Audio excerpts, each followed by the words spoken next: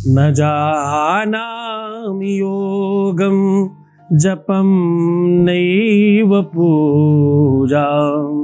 जो पूजा पाठ तंत्र मंत्र कुछ नहीं जानते, प्यार उनका भी तो मिलना चाहिए, परिवार उनका भी तो बचना चाहिए, संसार में उनकी भी तो खुशियां आनी चाहिए।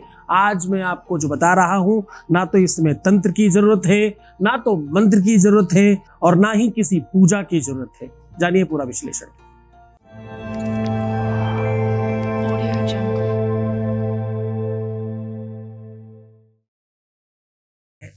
आज का सलूशन, आपका उपाय आपके लिए बहुत महत्वपूर्ण है। जिसे तंत्र मंत्र पूजा पाठ नहीं आता, जो सामर्थ्यवान नहीं है, जिसके पास पैसे नहीं है, जिसके पास वो व्यवस्था नहीं है, जिसे शायद हो सकता है उतना नॉलेज उतना ज्ञान भी ना हो, वो क्या करे? क्या उसका परिवार, उसका संसार, उसका प्यार, उसका रिलेशन नहीं बचाया जा सकता? हाँ, बचाया जा सकता है। आज का उपाय इन सब चीजों से इतर हटकर यानी अलग हट करके है।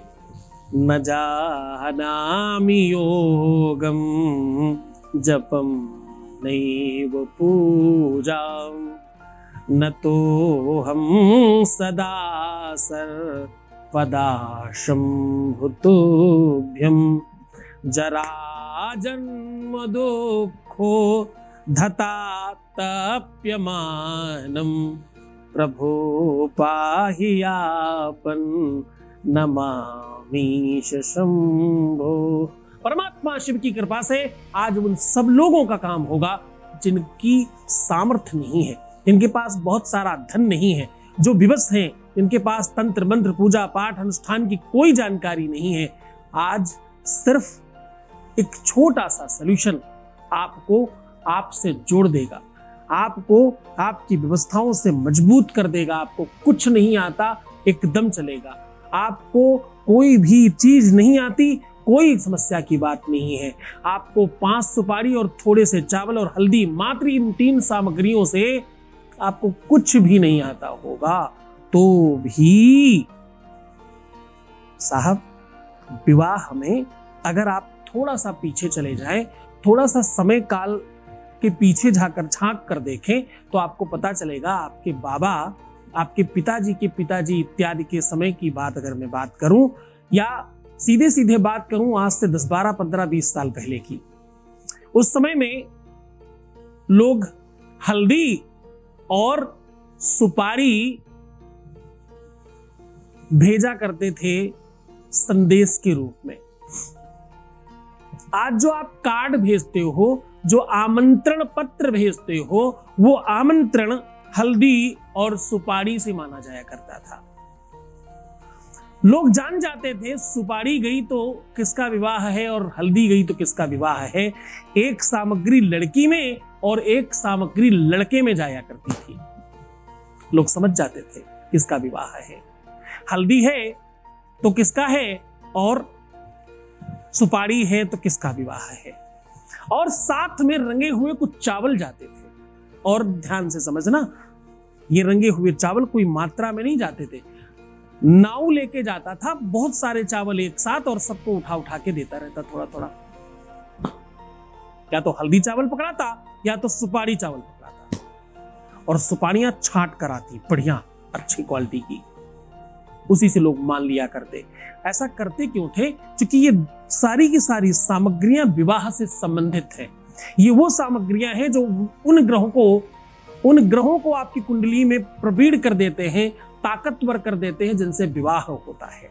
विवाह के लिए हल्दी, सुपारी, अक्षत, ये 3 ही चीज प्रमुख है, और तीनों हैं तो चौथी चीज की जरूरत ही नहीं। इन 3 चीजों से विवाह संपादित किया जा सकता है। सीधा उपाय को लेकर के चल रहे हैं, उसके पहले एक वॉइस मैसेज ले रहा हूं। आपके बीच का अनुभव आपके साथ साझा कर रहा हूं। Voice message please. प्रणाम गुरुजी, आपका बहुत बहुत धन्यवाद गुरुजी।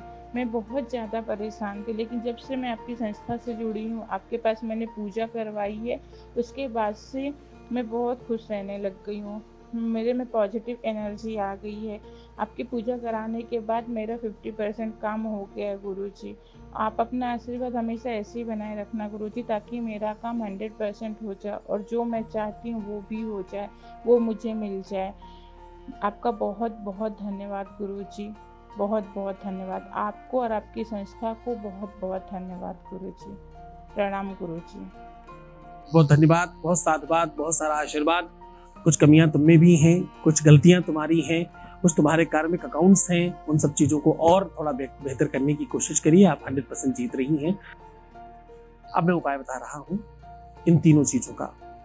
आपको करना यह है, सुपारी आपको उतनी लेनी है जितने आप सालों के हैं।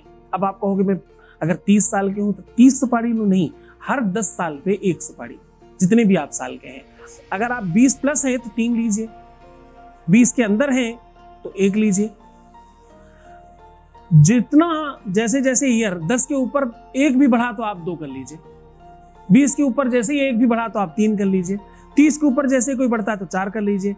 तो आप इस प्रकार से प्रत्येक 10 पर 1 सुपारी। ऐसे ही जो लड़कियां हैं वो हल्दी का उपयोग करें, खास तौर से जो लड़के हैं वो सुपारी का प्रयोग करें, खास तौर से इस गिनती में।